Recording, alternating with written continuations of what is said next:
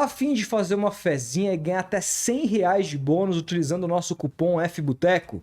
KTO.com. Acesse aqui embaixo o link na descrição. Mas falando do atual melhor time do Brasil, Palmeiras, eu vi muita gente perguntando aqui. Pergunta pra ele do Abel. Sim. Esse Palmeiras, por exemplo, não é muito mais o dedo do treinador do que a qualidade dos jogadores? Ele não consegue tirar muito mais de alguns Esse time caras do ali? Palmeiras com um outro O técnico. Lisca, por exemplo. Não, Lisca não, mas eu pego assim, um bom técnico, que não fosse o Abel, renderia a mesma Os coisa. caras riram quando ele falou do Lisca. Cara, Você entendi, é uma bronca do Lisca. A produção aqui, o Rodolfo é todo santista, né? Ah, O Lisca passou por lá, Torcida jovem, sim. deixou muitas lembranças boas. Entendi a parada. Então, cara, o Abel tem duas coisas. Primeiro que é um treinador espetacular, fantástico, e é um líder. O Abel é um líder. Uhum. Tem muito cara que é ótimo treinador, mas não é líder. É, O que é o isso líder? importante, Pra mim, cara. o líder é o cara que inspira. O líder é o cara que as pessoas ouvem e respeitam, entendem o que ele está falando e seguem o que ele está falando. Tem ótimos treinadores que não são líderes. Eu vejo o Abel como um grande líder. Só que tem algumas circunstâncias. Da mesma forma como o Abel é importante para o Palmeiras foi muito importante para o Abel. Claro, O Palmeiras fez o Abel. sem E dúvida. quando o Abel pega o Palmeiras está prontinho para ele. O Palmeiras vem de uma série de conquistas com vários treinadores diferentes.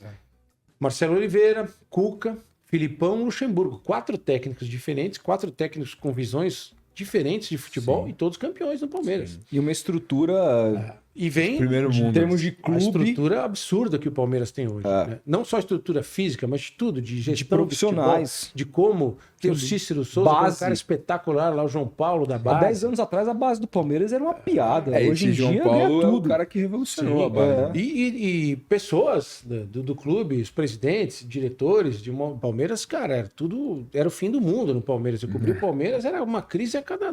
Tinha 3 crises no mesmo dia. às Diretoria vezes. brigando pra Sim. caralho. Hoje é um clube calmo para se trabalhar. Sim. Muito calmo para se trabalhar.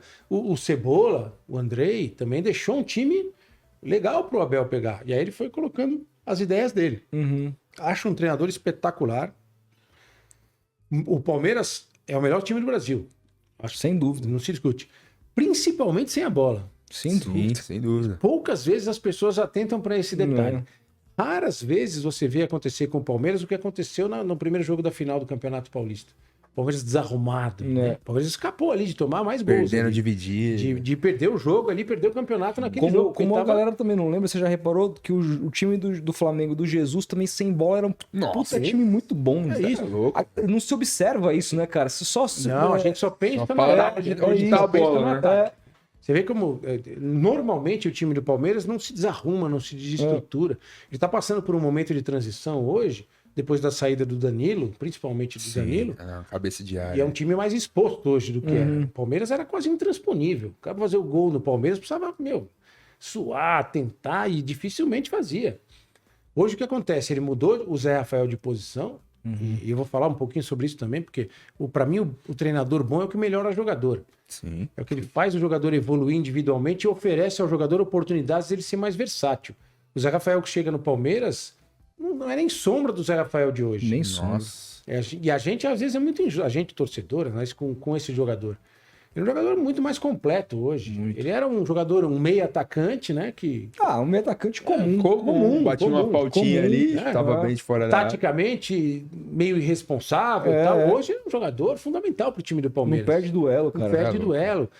E assim, ele é o jogador que joga, na minha maneira de ver, claro, o Palmeiras mudou.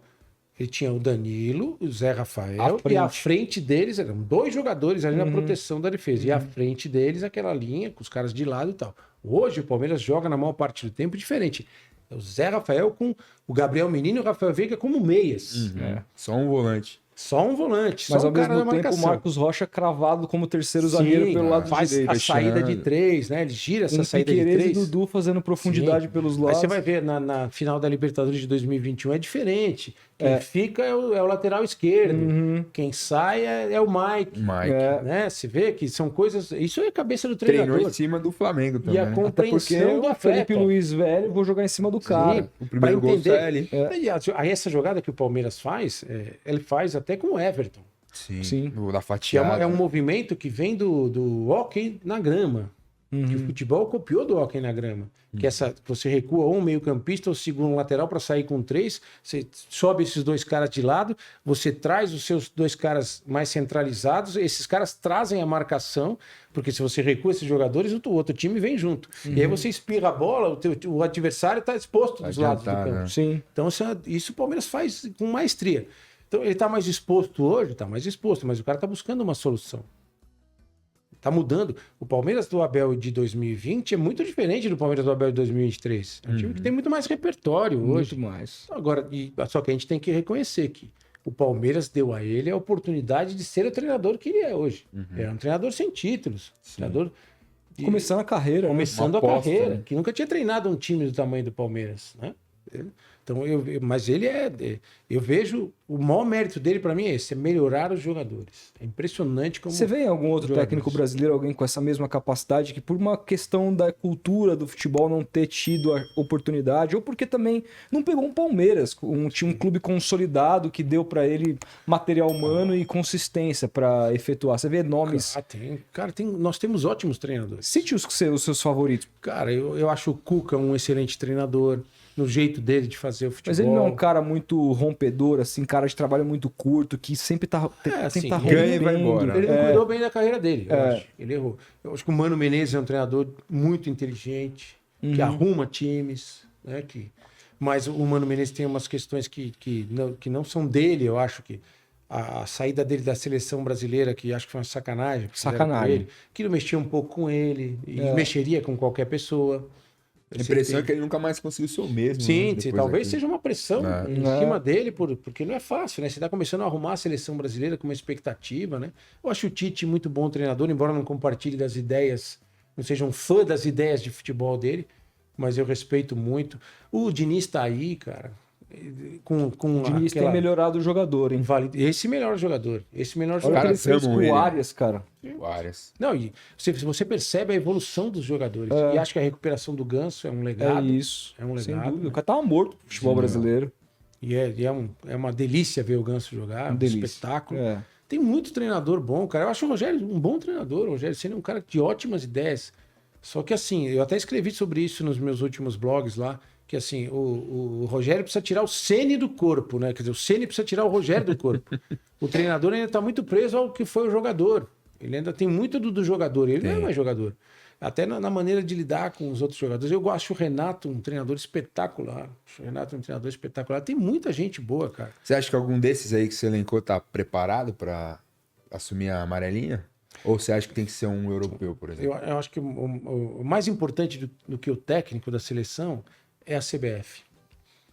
Eu também escrevi sobre isso recentemente. A CBF sempre terceiriza a seleção para o treinador. A seleção não tem projeto. A Perfeito. seleção não tem sequência. Não tem mesmo. Eu conversei com um cara que foi técnico da seleção brasileira, ele falou para mim, cara, quando eu assumi a seleção brasileira, tinha 3 capas de DVDs lá no arquivo e nenhum DVD dentro. Então ninguém deixa uma coisa para o outro.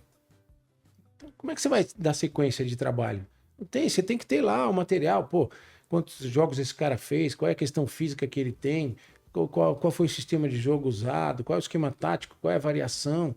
Então acho que é muito fácil você querer fazer... Porque sempre foi assim, né? A seleção brasileira tinha os melhores jogadores do mundo, não tem mais. Não tem. Vamos combinar que não tem mais. Enquanto a gente não botar Não isso tem. na cabeça, a gente não vai entender que já passou essa época.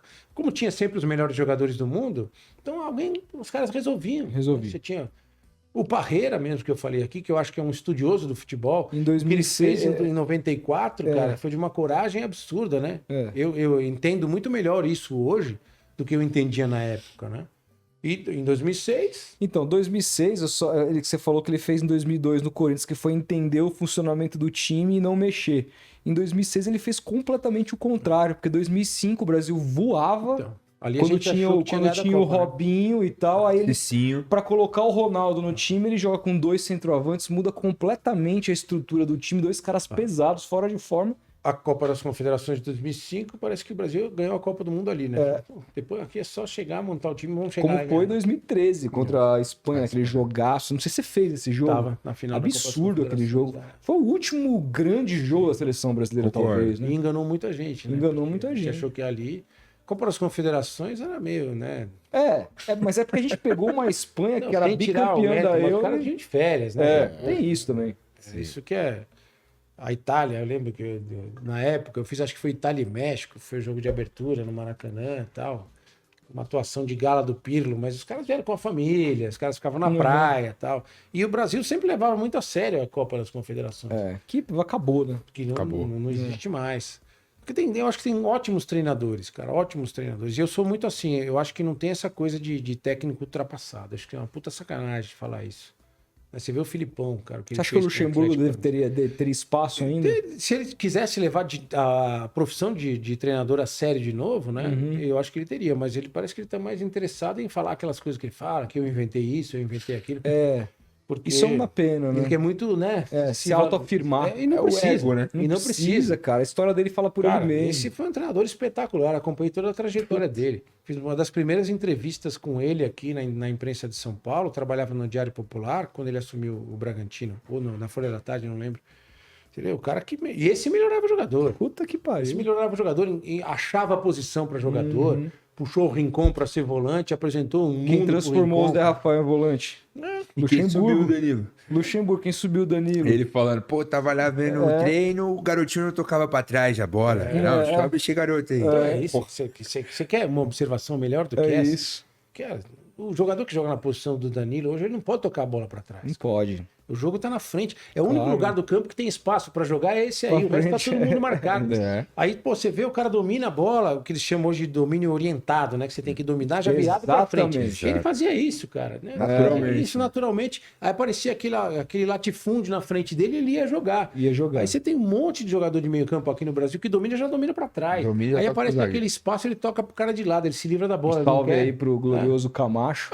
Cara, sim, eu até falei isso numa transmissão, respeitosamente, no time do Santos, com dificuldade para jogar. Eu falei na transmissão, pô, o Camacho domina a bola, tem um campo inteiro na frente dele, ele não vai jogar, ele toca pro outro cara do lado. Então, é que nem zagueiro, cara. Você vê. Vamos lembrar da final do Mundial, Palmeiras e Chelsea. Essa é a grande diferença. O Palmeiras fez um jogo legal contra o Chelsea, muito digno, sabe? Mas os zagueiros do Chelsea saíram pra jogar. Os caras jogavam de volante. O zagueiro era brincadeira, entendeu? Tinha aquele espaço, ele ia. A gente até entrevistou o Scarpa, ele falava, pô, parecia que os caras tinham 14 e a gente tinha 11. Isso. Porque essa é a diferença, numérica. E do jeito que os caras encaram o jogo, né? De encurtar e de mexer o time todo junto, né? Isso é uma grande... Tem uma grande distância entre o futebol jogado no Brasil para o futebol jogado nos melhores campeonatos da Europa.